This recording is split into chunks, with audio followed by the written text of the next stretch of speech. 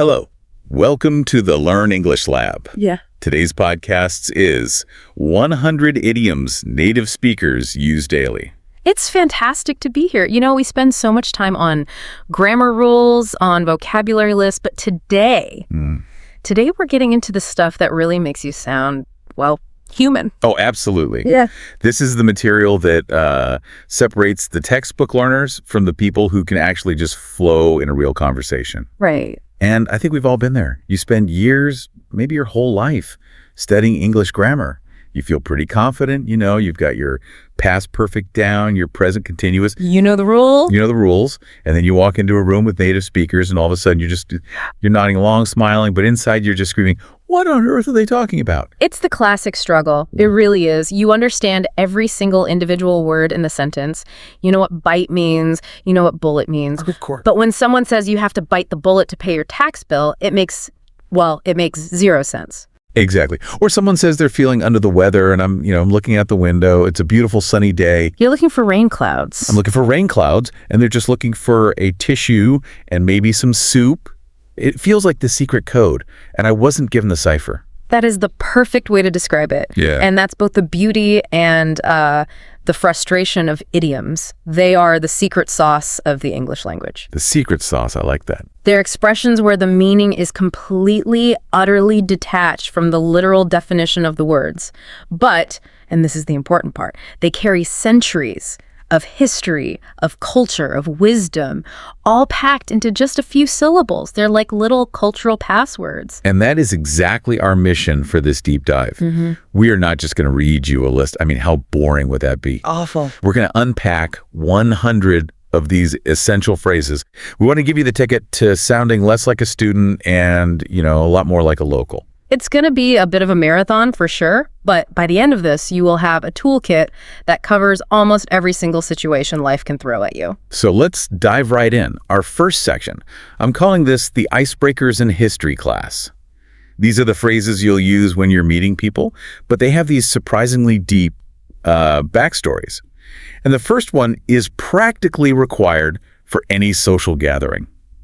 Break the ice. A total classic.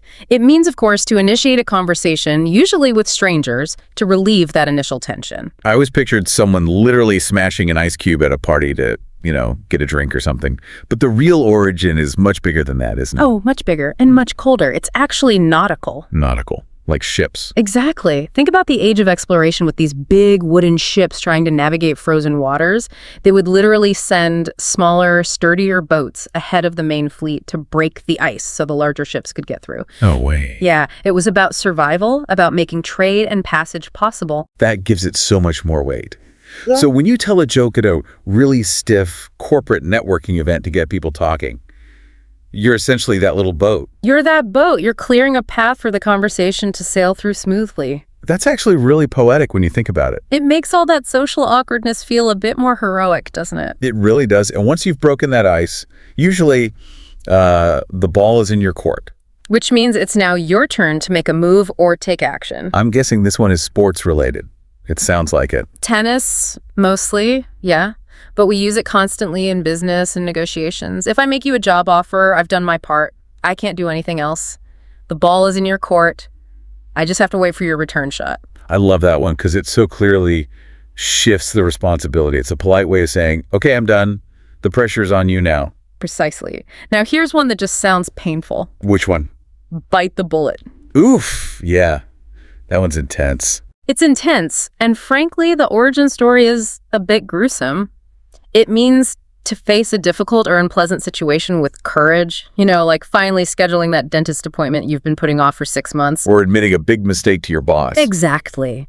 But the reason we talk about biting bullets, it goes back to battlefield surgery. Oh, I think I could see where this is going. Yeah. Before we had effective anesthesia, if a soldier had to have an operation on the field, like an amputation, the surgeon would literally give them a lead bullet to bite down on. Wow. It gave them something to focus on to cope with the agony, and it also stopped them from screaming or, biting their own tongue off. Okay, that adds a whole new level of grit to that phrase. Next time I say I have to bite the bullet and clean my garage, I'm going to feel a little silly comparing it to 19th century battlefield surgery. It certainly puts our modern inconveniences into perspective, doesn't it? But sometimes you need that kind of precision. You need to hit the nail on the head. Ah, that's a great one. It's such a perfect way to say you described the exact cause of a problem or summarized the situation perfectly. Right. It's so vivid. You didn't hit the wood around it. You didn't miss and hit your thumb. You got the solution, the idea, perfectly. It implies real accuracy and competence. And if you do that, the rest of the job might just be a piece of cake. Which, thankfully, just means something is very easy to accomplish. I've always wondered about this one. Why cake? Is it because eating cake is easy?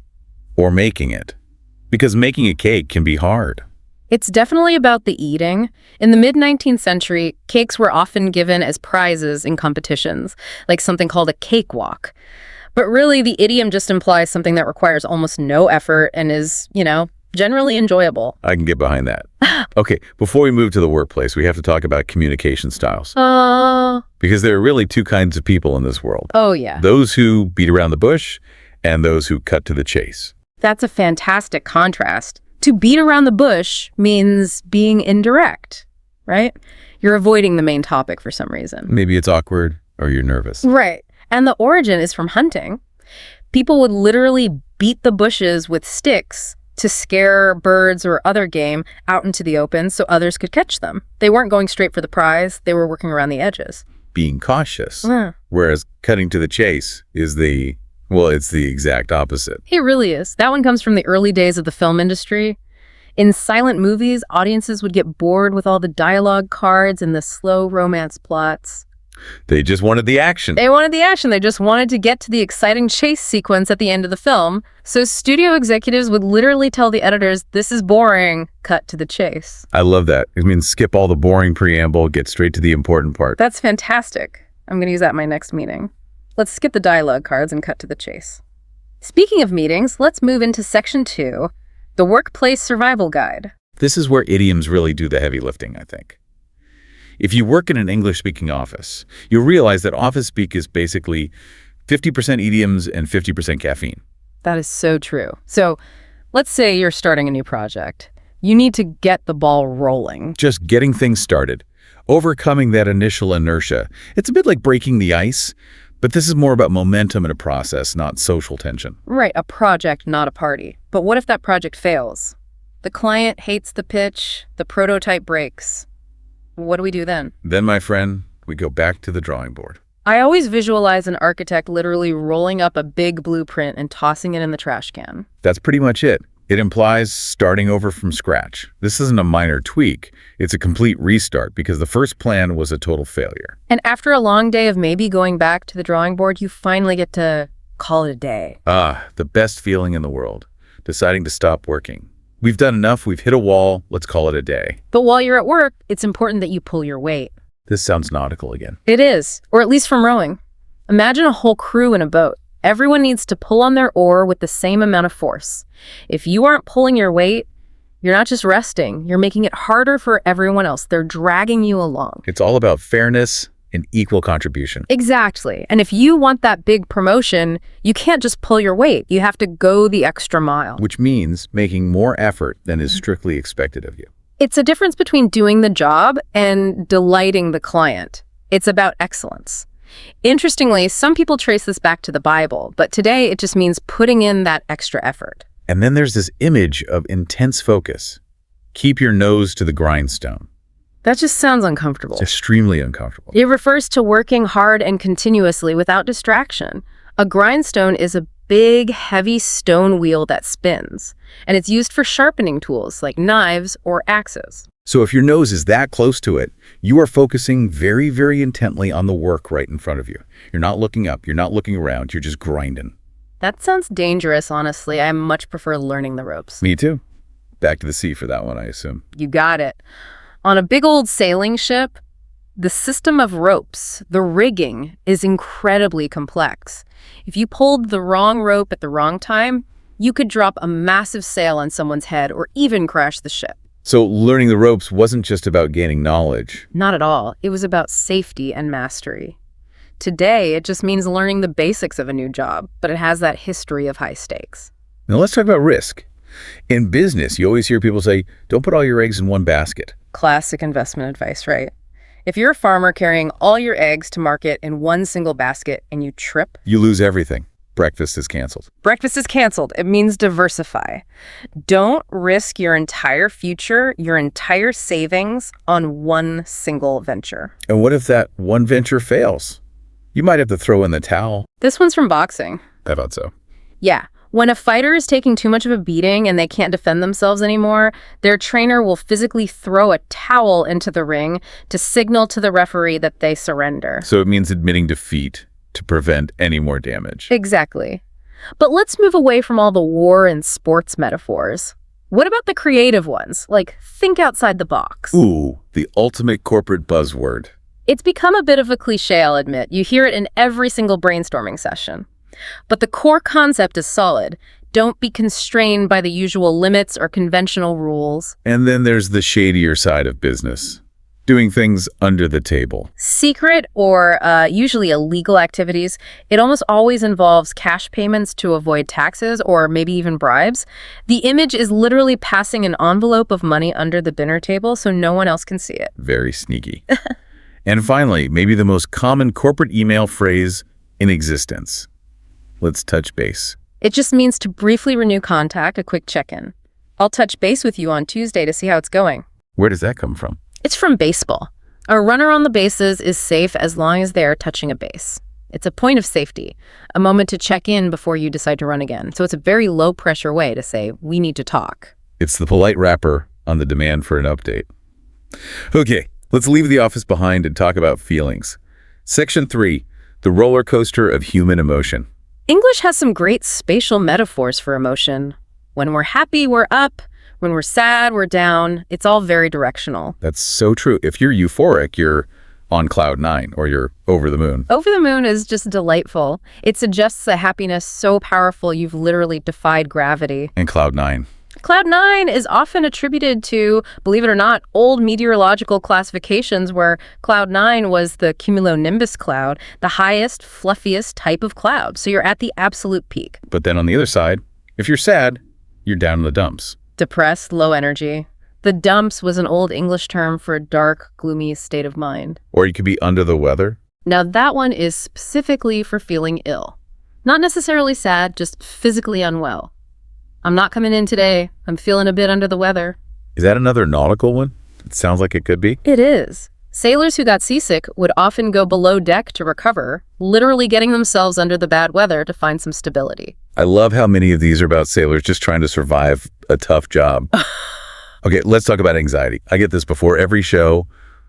Butterflies in my stomach. It's such a perfect description of that fluttering sensation of nervousness, isn't it? It's a very real physical feeling caused by adrenaline. Or what about being on pins and needles? That one captures the physical sensation of anxious waiting so well. You can't sit still. It feels like your skin is prickling with anticipation while you wait for, say, test results or important news. And if the nervousness gets too intense, you might get cold feet. This happens famously before weddings or any big commitment.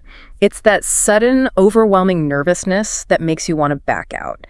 It probably refers to poor circulation caused by a fear response. The blood drains from your extremities. Your feet get literally cold. Now, shifting to anger. If someone criticizes you unfairly, you might get hot under the collar. You can feel it, can't you? Your body temperature actually rises. You feel that heat in your neck. You're angry or embarrassed. And if you don't manage that feeling, you might lose your cool. You lose your temper. You lose that calm, collected state of mind. So what do? You go to the gym to blow off steam. Like a pressure cooker or a steam engine, you have to release that pent-up energy and emotion before you explode. Some people just can't hide it, though. They wear their heart on their sleeve. I love that image. It means you show your emotions so openly. You aren't hiding your heart safely inside your chest. It's right there on your clothing for everyone to see. This one goes all the way back to Shakespeare's play, Othello. And one final emotion, a darker one. Green with envy. Extreme jealousy. It's fascinating how we color code our emotions in English. Green is for jealousy, red is for anger, blue is for sadness. It's also Shakespeare, right? It is. He called jealousy the green-eyed monster. It really helps paint a vivid picture. Now let's talk about the people we share all these emotions with. Section 4. Relationships, friends, family, and foes. The good, the bad, and the ugly. Let's start with the good. You meet someone new, and you just get along like a house on fire. Which is funny because it sounds so destructive if you take it literally. But it means an instant, rapid, and really warm connection. The friendship spreads as quickly and intensely as a fire consumes a building. You hit it off. Right, you just quickly become good friends. And maybe you're so similar you find out you're two peas in a pod. Inseparable and almost identical. Nature puts peas together in a pod for a reason. They just belong together. Or maybe you're thick as thieves. Ooh, that one implies a kind of conspiratorial closeness. You share secrets. You're a tight unit, like a gang of thieves who have to trust each other because you're hiding something together. And if you really, really cherish someone, they are the apple of your eye. That's such a lovely one. It means someone you cherish above all others. It's often used for children or grandchildren. The apple here actually refers to the pupil of the eye, something incredibly precious and central to your vision. But relationships aren't always perfect. Sometimes you just don't see eye to eye. You don't agree. Your perspectives don't align. It's like you're looking at the world from different heights, so you can't possibly see things the same way. But hopefully after an argument, you can bury the hatchet. Make peace, end the feud. This comes from certain Native American traditions where warring tribes would literally bury their weapons, tomahawks or hatchets in the ground, as a symbol to signify the end of hostilities. And why do we do that? Because, as they say, blood is thicker than water. The idea that family bonds, the blood connection, are ultimately stronger than any other voluntary associations or friendships. It's a statement about loyalty. Though sometimes family can be the one to stab you in the back. The ultimate betrayal. It's such a powerful image. It implies you were vulnerable to them, that your back was turned because you trusted them, and that's when they attacked. Or maybe they just spill the beans about your secrets. I love the visual of this one, revealing secret information. It's messy, it's sudden, and once those beans are spilled, you can never get them all back in the jar. Any idea where that comes from? There's a theory that it comes from ancient Greece, where some groups voted using black and white beans dropped into a jar. If someone accidentally knocked the jar over, the secret vote was revealed to everyone. And then some people, you can't put your finger on it, they just rub you the wrong way. They irritate you, maybe not even intentionally, but just their personality, their vibe, it goes against your grain. It's like petting a cat backwards. It just creates friction and isn't pleasant. So what do? You keep them at arm's length? You maintain a safe distance. It can be emotional, it can be physical. You just don't let them get close enough to hurt or annoy you. But for the good ones, the ones you trust, you have their back. You support them, you protect them, you're watching out for the blind spot they can't see themselves. It's a promise of loyalty. Okay, let's talk about something we all stress about. Money. Section 5. Ah, yes. The root of so many great idioms. Money is a huge part of cultural anxiety, so naturally our language reflects that. If something is incredibly expensive, you might say it cost an arm and a leg. Which implies you had to sacrifice actual body parts to afford it. There are a lot of myths that this comes from old portrait painters charging more for paintings that included limbs, but that's probably not true. It's just powerful hyperbole. Losing a limb is a very high price to pay. Or you could pay through the nose. That means paying a ridiculously excessive amount for something. This one might come from the Danish Vikings in Ireland, who supposedly imposed a nose tax. If you didn't pay, they'd slit your nose. That is horrifying. History often is. And if you spend too much on those concert tickets, you might break the bank. You use up all your available funds. This actually comes from high-stakes gambling, where a player could literally win more money than the casino the bank had on hand at the table. But sometimes something is worth its weight in gold. It's extremely valuable or useful, like a good, honest mechanic or a truly reliable friend. And to pay for all this, someone in the family has to bring home the bacon. Earn the money to support the family. Bring home the main source of food. Even if you're just barely managing to make ends meet. Which means having just enough money to cover your basic necessities. The ends are your income and your expenses, and you're trying to stretch them so they touch, leaving no gap, no debt. So to do that, you have to pinch pennies. Be extremely frugal. You're squeezing every cent so hard, you might leave a little mark on the copper. Unless, of course, your business has a cash cow. Ugh, great business term. A cash cow is a product or service that generates a steady, reliable profit with very little maintenance or investment. You just milk it and it gives you cash. My grandmother's favorite saying was, money doesn't grow on trees. The classic reminder that wealth requires effort and isn't an infinite resource. It's the ultimate parent idiom, isn't it? It is. And when we went out to dinner, my dad would always be the one to fit the bill. He'd take responsibility for paying the total amount at the bottom of the bill. But you have to be careful not to cut corners. Meaning, doing something in the cheapest or easiest way, but usually by sacrificing quality. If you literally cut the corners off a square path, it makes it faster to get around, but you lose the integrity of the shape. In the long run, cutting corners usually ends up costing you more. So true. Now let's look at the clock. Section 6, time, opportunity, and communication. Time idioms are absolutely crucial because, especially in Western culture, we're obsessed with time. We treat it like a commodity, we spend it, we save it, we waste it, we kill it. If you're running late on a deadline, you might finish at the 11th hour. At the very last possible moment. This is a biblical one. From a parable about workers who were hired at the 11th hour of a 12-hour workday, but were still paid a full day's wage. Or in the nick of time. Just barely before it's too late. Yeah. I always picture the hero in an action movie disarming the bomb with literally 1 second left on the timer. That's the nick of time. You're trying to beat the clock. To finish before the time runs out. We use it in sports all the time, but also for any deadline. Because, as we all know, time flies. It passes so quickly, especially when you're having fun. It's an ancient idea, tempus fugit in Latin. Unless you're bored, then you're just killing time. Passing time with no real purpose, scrolling on your phone while you wait for your flight to board. You're not using the time productively. You're just trying to make it die so the wait is over. Then there are those very rare moments, an opportunity that comes along once in a blue moon. Meaning very, very rarely. And this one is actually based in science. A blue moon is the term for the second full moon that occurs within a single calendar month, and that only happens every 2 to 3 years. So it represents something that is rare, but possible. And when that moment arrives, we say the time is ripe. It's the perfect moment. It's ready to be picked, like a piece of fruit. You can't pick it too early when it's not ready, and you can't wait until it's overripe and rots. The timing has to be perfect. So you have to make hay while the sun shines. Exactly. You have to take advantage of favorable conditions while they last. Farmers can't make hay, which is dried grass, in the rain. So when the sun is out, they must work. It's about seizing the opportunity. Now let's talk about how information travels. Sometimes you hear it through the grapevine. Through gossips, through unofficial channels. This is said to come from the early days of the telegraph.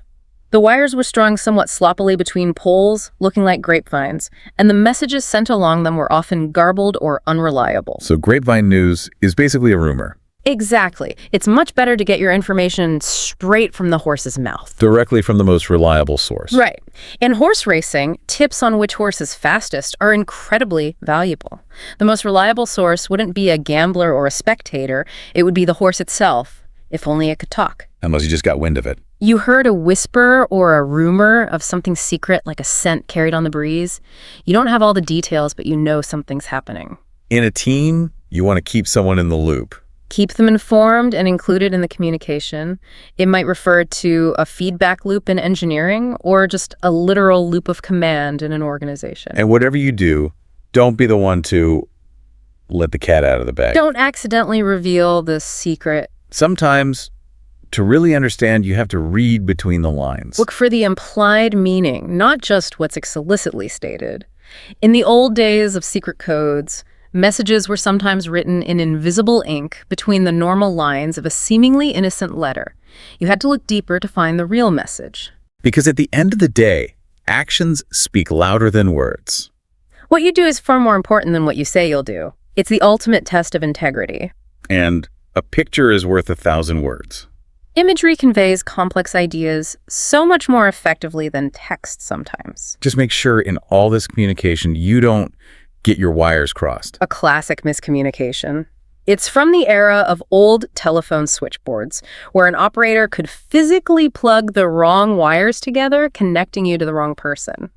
I think we're meeting at 5, you think it's 6. Our wires are crossed. Section 7 is all about the journey of life, success, failure, and resilience. The highs and the lows. This is where we describe our career arcs, our life stories. If you start a new job and you were amazing from day one, you hit the ground running. Maximum energy and success from the very first moment. Think of a paratrooper or someone jumping off a moving train. You have to start running the second your feet touch the ground, or you'll fall flat on your face. And maybe in that first week, you knock it out of the park. Another baseball reference. You hit a home run so far, it leaves the entire stadium. It's an impressive, undeniable, massive success. Ideally, any project you work on is a win-win situation. Everyone benefits. There are no losers. It's the holy grail of any negotiation. But of course, things don't always go that way. If you fail, you might miss the boat. You missed your opportunity. The ship has sailed without you. It implies you were too slow, too late, or too indecisive. So you find yourself back to square one. All the way back to the beginning. This most likely comes from board games, like Snakes and Ladders, where a bad roll can send you right back to the start. You came up short. You failed to reach your goal, like a high jumper who just grazes the bar and knocks it down. Just be careful when you leave a job or a project not to burn bridges. Meaning, don't destroy your relationships and opportunities on your way out. If you burn the bridge behind you, you can never go back across it. It might feel good in the moment to yell at your boss when you quit, but you're burning that bridge for any future references or connections. And sometimes it's just one tiny thing that's the last straw. The final small problem that makes a whole situation unbearable. It comes from the proverb, the straw that broke the camel's back. A camel can carry an immense load, but eventually, even one single weightless piece of straw is too much and the whole system collapses. But there is hope. After a failure, you can turn over a new leaf. You can start fresh, change your behavior for the better. A leaf here refers to a page in a book. You are literally turning the page to start a brand new chapter in your life. Or you can jump on the bandwagon. Join a popular trend or movement that's already successful. In the past, politicians would campaign by riding on wagons that carried a band to attract a crowd. People would literally jump onto the bandwagon to show their support. And always remember, every cloud has a silver lining. Or a blessing in disguise. It means finding the good in a bad situation. Even a dark storm cloud, when the sun hits it from behind, has that glowing, bright silver edge. We're almost done. Section 8. Absurdities and wisdom. These are the fun ones. The ones that sound completely bizarre, but hold a deep, simple truth. Like, curiosity killed the cat. A classic warning against snooping or being too nosy. But the full original phrase is actually, curiosity killed the cat, but satisfaction brought it back. Oh, really? Yeah, so maybe it suggests the risk is worth it in the end. Or, don't count your chickens before they hatch. Don't get ahead of yourself and assume success too early. Those eggs you're counting on might not all produce live chicks. Wait until the result is actually in your hand. And of course, better safe than sorry. The ultimate wisdom of caution. A little extra preparation can prevent a lot of regret later. And then there are the impossible ones. When pigs fly. Which means never. It's a colorful way to say something will absolutely never happen. It's a figure of speech called an adenoton, an expression of impossibility. Sure, I'll lend you money when pigs fly. Or ignoring the elephant in the room. That's the huge, obvious, undeniable problem that everyone in the group is pretending isn't there because it's awkward or uncomfortable to discuss. And finally, easy come, easy go. If you acquire something, especially money, without any effort, like winning it in the lottery, you often lose it just as quickly and carelessly. Okay, we have covered so much ground. So for our last section, section 9, how do we actually master these? How do we use them? Right. This is the most important part. Because you shouldn't just memorize this entire list and then try to use all 100 of them in a single sentence. It'll be a complete disaster. You'd sound like a cartoon character. The first rule is that context is key. Don't try to learn the whole list at once. Focus on what's relevant to your life. If you're in business, start with the office idioms like touch base and back to the drawing board. If you're more focused on social English, learn the icebreakers. And what about active listening? It's crucial. Watch movies, listen to podcasts like this one, listen to music, spot these idioms in the wild. But don't just notice the phrase, notice how it's used. The tone of voice, the rhythm. It's just as important as the meaning. You don't just say an idiom, you kind of perform it. And practice, I assume. Of course. But low-stakes practice. Try them out with friends or a language exchange partner before you try to use one in a high-pressure board meeting. And always remember the Goldilocks rule. Not too many, not too few. Exactly. Don't overdo it. If every single sentence has an idiom in it, you're going to sound unnatural and a little crazy. They're meant to add spice and color, not be the whole meal. Use them sparingly for effect. Wow. We have really been through a marathon today. But as they say, Rome wasn't built in a day. It takes time. Language learning is a long journey, but if you take the bull by the horns and really commit to practicing, you will absolutely get there. These idioms really are little windows into the culture, aren't they? Using them correctly shows you understand not just the words, but the soul of the language. It really does. It's a signal that you're part of the club. It builds connection. It builds trust. It shows you've gone deeper. So go out there, listen for them, give them a shot. And speaking of being part of the club, please remember to like, share, and subscribe to this YouTube channel. It really does help us keep the lights on and keep making more deep dives like this one. Thanks for listening. We'll see you next time.